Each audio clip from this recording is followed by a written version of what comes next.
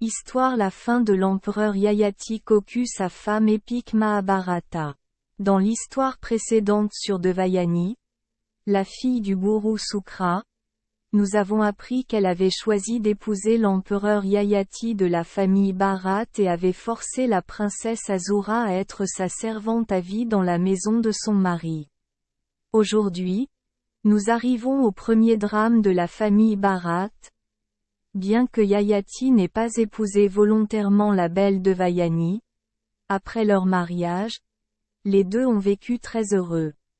Cependant, un jour, la princesse Azura, désormais servante Sarmishsa, se rendit secrètement chez l'empereur Yayati et lui demanda de l'épouser. Tellement attendrie par cette beauté, en fait, Yayati avait remarqué la princesse dès leur première rencontre parce qu'elle était belle et intelligente, et vice-versa. Sarmishsa avait aussi remarqué l'empereur. Yayati accepta. Il accepta et l'épousa secrètement. Bien sûr, si vous trompez votre femme, il n'y a aucun moyen de le cacher. L'aiguille dans le sac sortira un jour. La reine Devayani a appris la liaison de son mari avec son vieil ami et servante.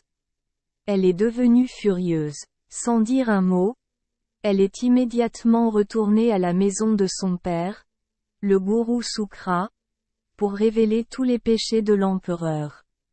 Le moine Dao Sukra a entendu parler de sa fille bien-aimée. Trahi et vint immédiatement punir son gendre. Il a maudit son gendre Yayati de devoir endurer une vie sous la forme d'un vieil homme hagard et maladif, même s'il était encore dans la fleur de l'âge. Lorsque Yayati a reçu cette malédiction, elle était extrêmement confuse, effrayée et a supplié son beau-père de calmer sa colère. Maître Sukra, toujours reconnaissant envers Yayati d'avoir sauvé sa fille du puits, donc après que sa colère soit passée, il a également guéri un peu son gendre pour que son gendre souffre moins. Sukra a déclaré que si Yayati trouvait un jeune homme qui accepterait la malédiction pour elle, il retrouverait sa jeunesse. Après la destruction de sa famille, Yayati a vécu avec un vieux corps. Pour un jeune homme exposé, c'est une punition extrêmement terrible. L'empereur ne pouvait pas supporter ce châtiment, alors un jour il appela ses 5 fils, des jeunes hommes en bonne santé, et demanda à l'un d'eux de prendre la malédiction à sa place. Un par un, les 4 premières personnes ont toutes refusé. Seul le plus jeune fils de Sarmishsa nommé Puru a accepté de l'aider. Yayati était heureux de laisser son fils accepter la malédiction et les responsabilités de diriger le pays.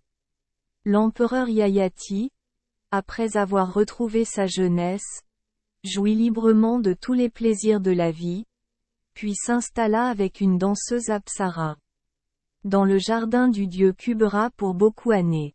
Jusqu'à ce que les plaisirs et les joies ne satisfassent plus Yayati, il réalisa la vérité et décida de révoquer la malédiction et d'aller dans la forêt pour devenir ermite. Yayati a rendu sa jeunesse à son fils Puru, afin qu'il puisse lui succéder.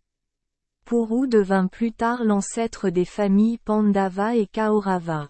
Après le décès de la princesse Azura Sarmishsa, elle se transforma en constellation de Cassiopée en raison de ses sacrifices.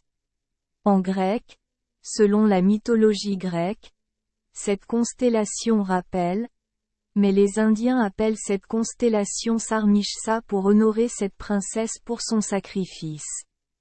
Quant à Devayani, elle est retournée vivre avec son père, jouissant de la paix. Merci les enfants des Esperluette Croisillon 39. Avoir écouté des contes de fées au jour Esperluette Croisillon 39. 8.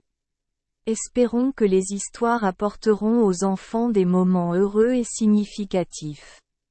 Si vous aimez notre chaîne, veuillez appuyer sur le bouton S Esperluette Croisillon 39. Abonner, pour ne manquer aucune histoire intéressante. Je vous souhaite une bonne nuit de sommeil et de beaux rêves. Rendez-vous dans la prochaine histoire.